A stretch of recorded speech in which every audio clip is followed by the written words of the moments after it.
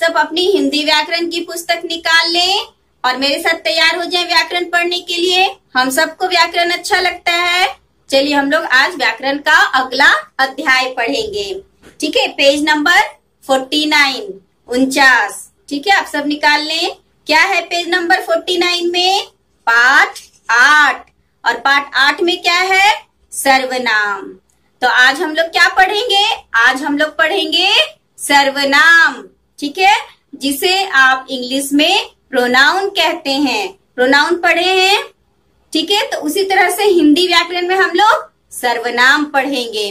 बच्चों, मैंने आपको सर्वनाम से पहले संज्ञा पढ़ाया था। क्या आपको याद है संज्ञा क्या होता है?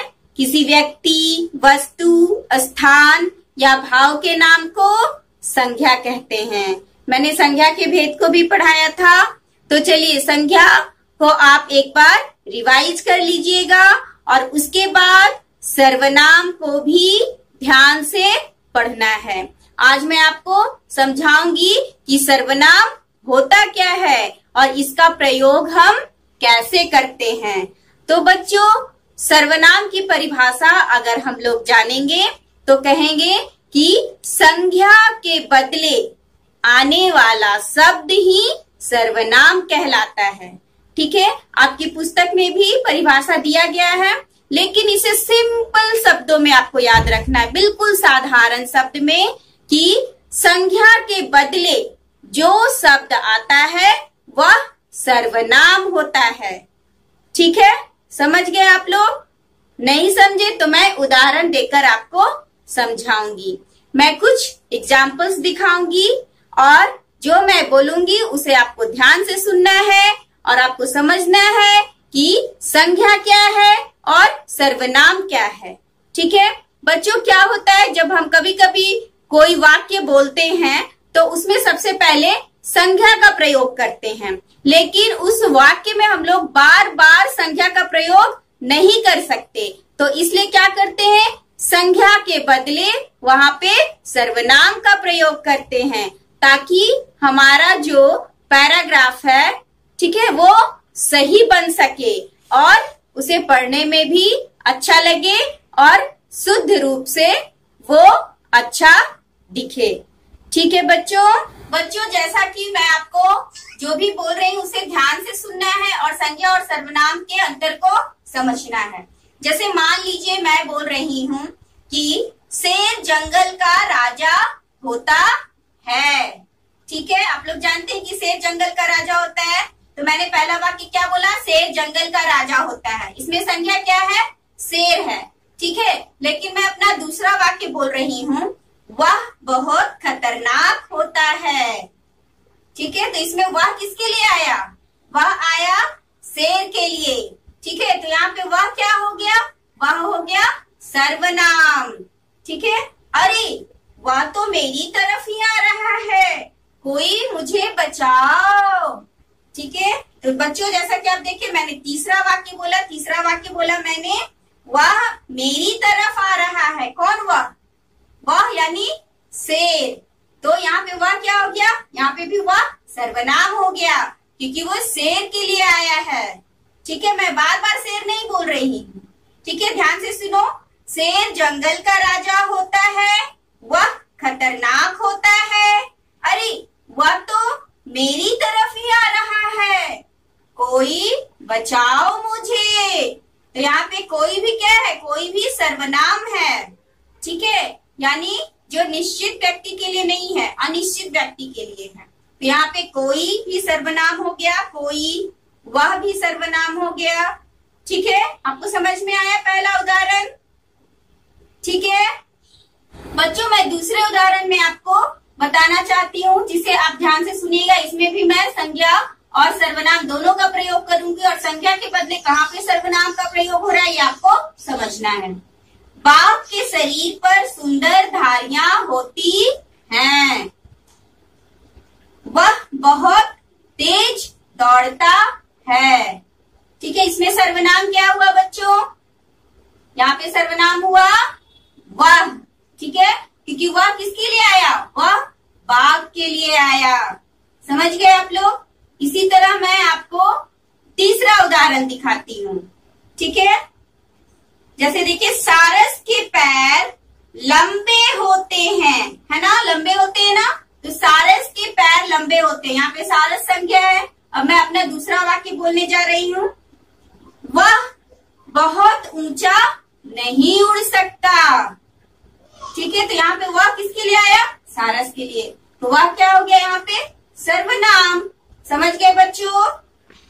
चलिए आगे बढ़ते हैं।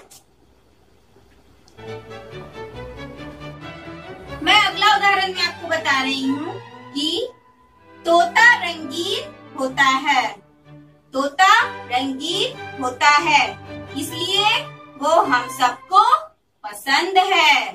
अब बताइए यहाँ पे सर्वनाम क्या क्या है? तोता तो संज्ञा हो गया, लेकिन तोता के लिए बहुत सारा शब्द आया है तोता के बदले, ठीक है। तो उसे सर्वनाम कहेंगे। क्या क्या सर्वनाम हो गया? तोता रंगीन होता है, इसलिए वह हो गया तोता के लिए, ये सर्वनाम हो गया।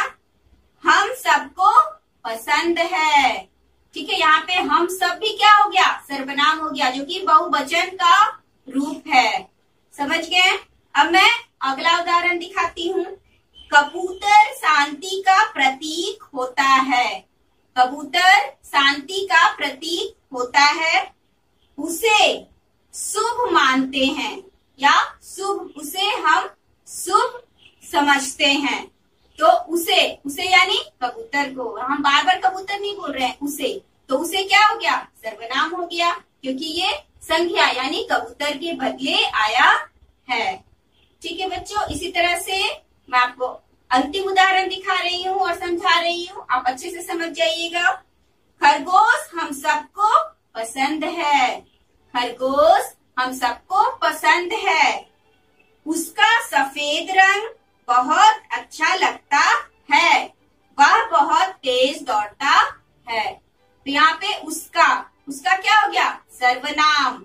और वह बहुत तेज दौड़ता है, तो वह भी क्या हो गया? सर्वनाम। क्योंकि ये दोनों शब्द किसके लिए आया? खरगोश के लिए आया। तो समझ गए? हम बार बार संज्ञा को एक पैराग्राफ में रिपीट ना करके क्या करते हैं? उसके बदले सर्वनाम का प्रयोग करते हैं, जिससे जो हमारा पैराग्राफ है सुनने में अच्छा लगता है, ठीक है। समझ गए आप लोग कैसे सर्वनाम का प्रयोग करते हैं? बच्चों, मैं आपको सर्वनाम का अलग अलग रूप कैसे प्रयोग करते हैं वाक्य में वो समझाऊंगी। जैसे जब हम अपने लिए कुछ सर्वनाम प्रयोग करते हैं तो वो क्या क्या होता है? मैं, मेरा, अपना, हम, हमें। बच्चों, यहाँ पे हम अपना नाम ना प्रयोग करके उसके बदले सर्वनाम प्रयोग करते हैं, ठीक है। जैसे मैं, मेरा, अपना, हम और हमें। उसी तरह से जब हम दूसरे का नाम ना लेके उसके लिए सर्वनाम प्रयोग करते हैं, क्या क्या? तू, तुम, तेरा, तुम्हारा, तुझे, आप, ठीक है। उसी तरह से जब किसी तीसरे के लिए हम उसका नाम ना लेके सर्वनाम का प्रयोग करते हैं तो क्या क्या होता है? वह, वे। समझ गए? उसी तरह से निश्चित वस्तु, यानी कोई वस्तु निश्चित है, उसके लिए हम वस्तु का नाम ना लेके सर्वनाम का प्रयोग करते हैं तो वो क्या क्या प्रयोग होता है? यह, ये, वह, वे। समझ गए? अब अनिश्चित व्यक्ति या अनिश्चित वस्तु, जो निश्चित नहीं है, जिसके बारे में हम नहीं जानते, लेकिन उसके लिए कुछ वाक्य प्रयोग कर रहे हैं, तो उसमें क्या प्रयोग करते हैं? कोई, कुछ। उसी तरह से कुछ प्रश्नवाचक शब्द होते हैं जिसका प्रयोग भी हम सर्वनाम में करते हैं, जैसे क्या, कौन, किसे, ठीक है। इसी तरह से किसी का जब संबंध बताते हैं तो कुछ सर्वनाम का प्रयोग करते हैं, जैसे जो, सो, जिसे, उसे, जिसका, उसका। उसी तरह से बहुवचन रूप में भी हम कुछ सर्वनाम का प्रयोग करते हैं, जैसे हम, ये, वे, इन, इन्हें, इनका, उन, उन्हें, उनका। समझ गए बच्चों?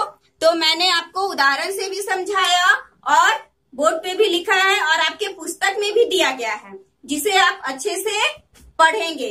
और मैं कुछ नोट्स भी दूंगी जिसे आप सुंदर सुंदर अक्षरों में अपनी कॉपी में लिखेंगे, और आप सबको परिभाषा भी याद रखनी है, ठीक है बच्चों? बाय।